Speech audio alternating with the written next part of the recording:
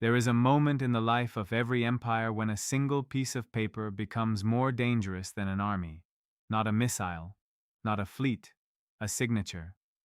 Somewhere, a powerful nation sits down at a table, confident, certain it is negotiating from strength, and signs a document it has not fully understood.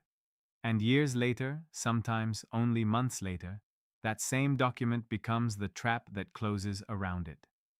This is a story about that trap, about the strange, almost invisible mechanism by which the most powerful country in a negotiation can lose everything to the weakest one, simply because of 4 or 5 sentences buried in the fine print. And it's a story about something even bigger than treaties and strategy.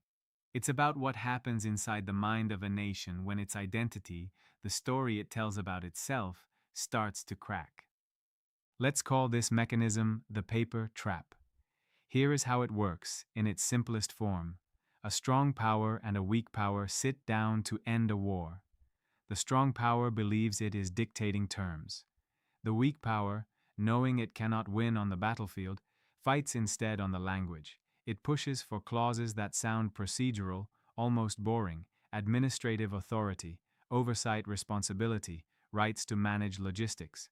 The strong power, eager to end the conflict and declare victory at home, signs without weighing what those words will mean 6 months later. And then, when the dust settles, the weaker power picks up that same document and uses it as a weapon. Not a sword, a scalpel. History is full of these moments, and once you see the pattern, you cannot unsee it.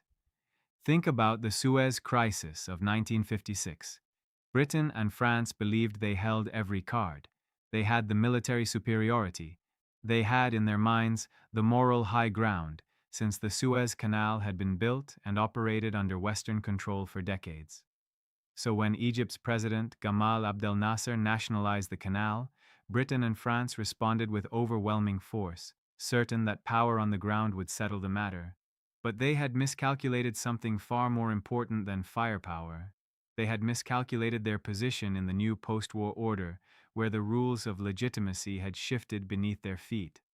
The United States, controlling the financial lifelines Britain depended on, refused to support the operation, and within days, the strongest militaries in Western Europe were forced into a humiliating withdrawal. The guns had won the battle. The architecture of the New World Order won the war. That is the paper trap in its purest form. A power that wins on the ground but loses the territory that actually matters, the territory of legitimacy, of rules, of who gets to write the story afterward. Now hold that idea in your mind, because we're going to come back to it. First, I want to take you somewhere even more revealing, somewhere inside the psychology of why powerful nations keep falling into the same hole. There's a concept in international relations called ontological security, and once you understand it, entire wars start to make a different kind of sense. The idea is this: nations don't only fight to protect their territory or their citizens, they fight to protect their sense of self. Every major power carries a story about who it is in the world. For the United States in the second half of the 20th century, that story was simple and powerful. We are the guarantor of global order. We keep the sea lanes open. We are the reason trade flows safely from one continent to another. This story isn't just propaganda, it's identity. It shapes how policymakers see every crisis that lands on their desk. So when a smaller, supposedly weaker nation challenges that story directly, when it dares to control a strategic choke point or rewrite the terms of an agreement in its own favor, something happens that goes beyond strategy. The threat isn't just to interests, it's to identity. And identity threats provoke a very different kind of response than territorial threats. They provoke something closer to wounded pride than calculated policy. This matters because wounded pride does not ask the question, is this response proportionate? It does not ask, will this actually solve the underlying problem? It asks one question only: how do I prove, immediately, to the world and to myself, that the story is still true? And the answer, almost every single time in modern history, has been the same. You demonstrate force, you strike, not necessarily because force will fix anything, but because force is the only language that feels fast enough to repair a cracked narrative. This is where the second psychological trap kicks in, and it's one most people have heard of in a business context, but rarely connect to geopolitics. Escalation of commitment. You might know it by its more common name, the sunk cost fallacy. The idea is brutally simple. The more a decision maker has already invested in a course of action, money, lives, political capital, reputation, the harder it becomes to admit that course of action was wrong. Admitting it was wrong doesn't just cost you the next move, it retroactively devalues everything you already spent. And that is a psychological price almost no leader and almost no nation is willing to pay in public.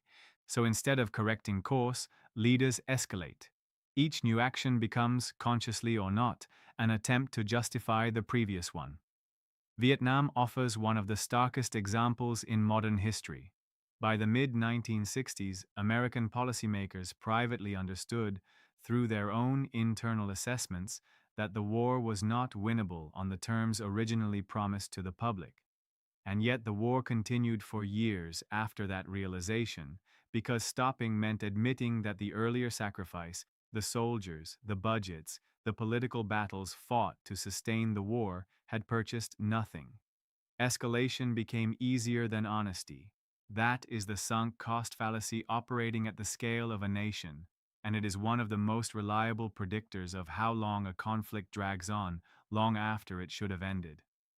Put these two psychological mechanisms together, the wound to national identity and the unbearable weight of sunk costs, and you get something I'd call a spiral rather than a decision. Identity gets challenged. The nation responds with force, not strategy. That force creates new costs, financial, military, diplomatic. Those new costs make stopping even more politically dangerous than continuing. So the nation escalates again. And with every loop, the exit door gets smaller, even as the noise around the public debate gets louder.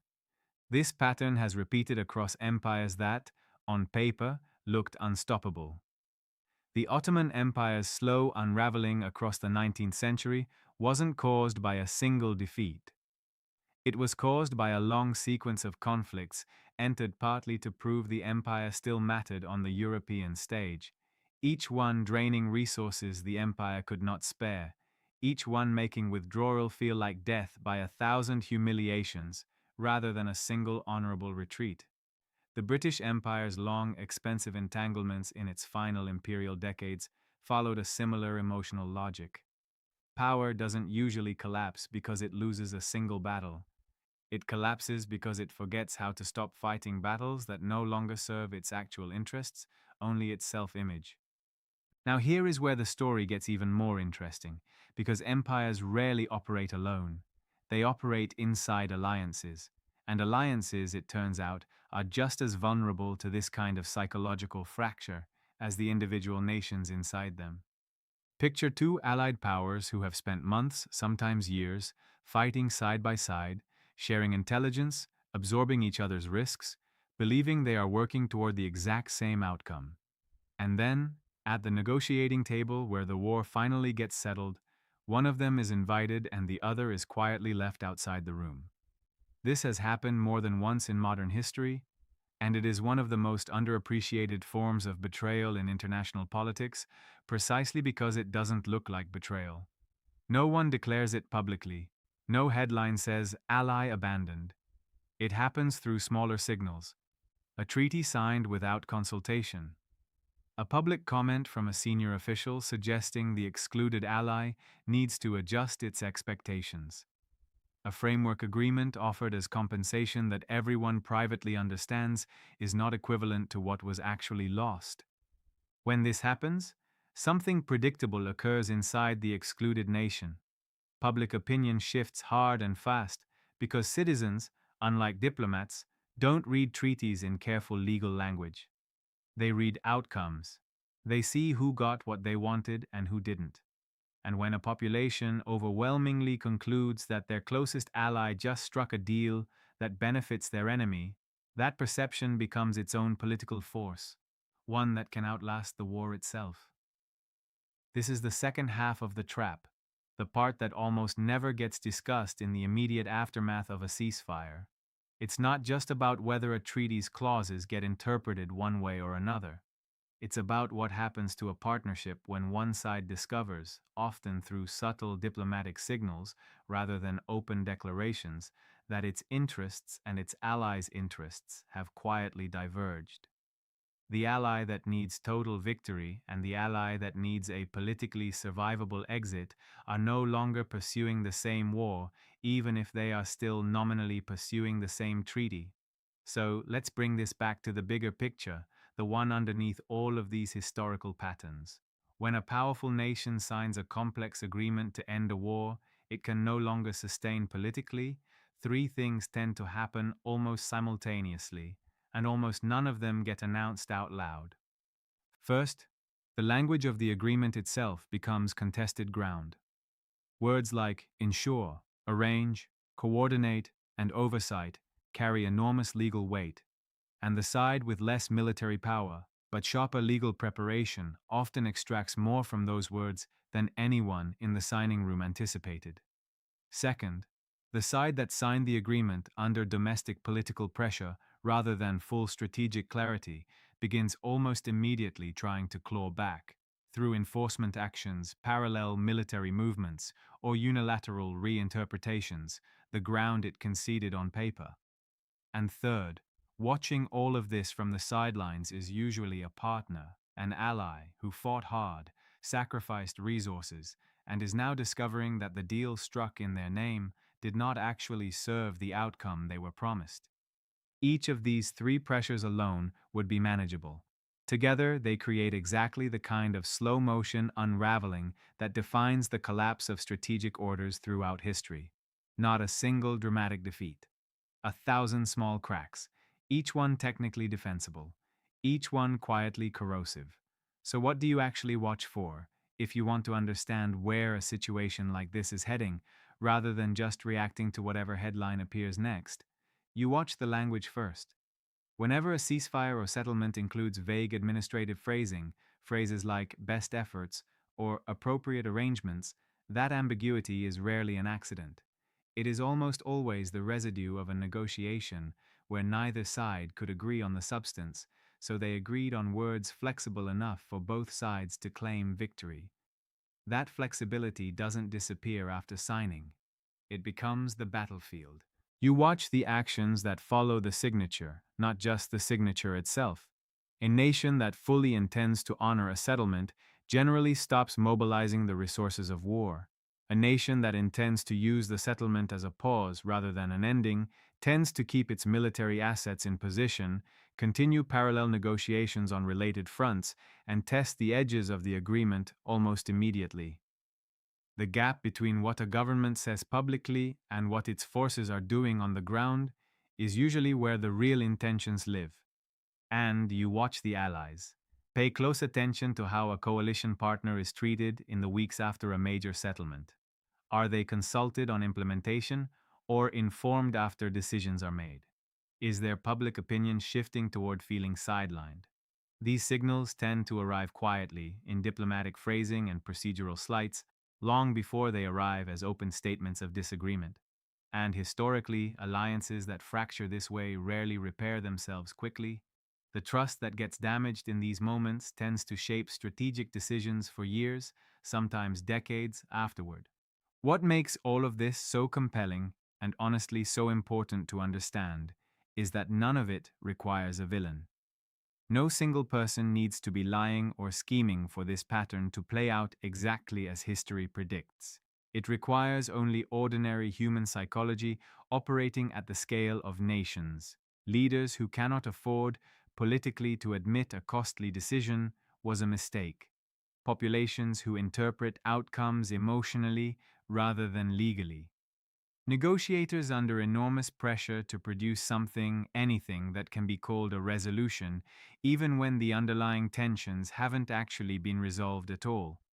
This is why understanding these patterns matters so much, far beyond any single conflict or any single headline. The specific names change. The specific treaties change. The specific maps change. But the underlying machinery, wounded identity, Sunk cost escalation, contested language, abandoned allies has appeared again and again across centuries of recorded history, almost as if it were a law of political physics rather than a coincidence. And that brings us to the real question worth sitting with, the one that matters more than who is technically right in any single dispute. When a powerful nation signs away authority, it didn't fully understand it was signing away, and when the psychological cost of admitting that mistake becomes greater than the cost of continuing to fight, what actually stops the spiral?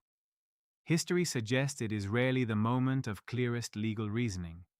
It is usually the moment when the financial, political, or human cost of continuing finally exceeds what any government can absorb without collapsing under its own public.